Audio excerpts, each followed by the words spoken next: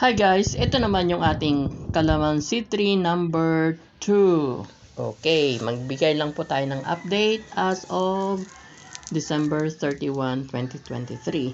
So ito na po yung itsura ng ating Calamansi tree number 2. Ito po yung nilagyan natin ng maraming ganyan, yung mga pagtatanggalan natin ng itatanim natin in the future. Pinapaugat natin. So, ang itsura po niya ngayon ay makapal po yung mga dahon, no? Bali, isasali po natin ito na ila-line up natin na tatanggalan siya ng mga dahon niya, siguro mga 50%.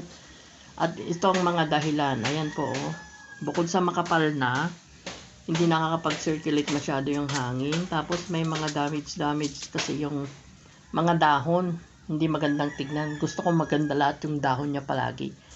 So, ayan po, yan. Pero may bunga pa rin po ito.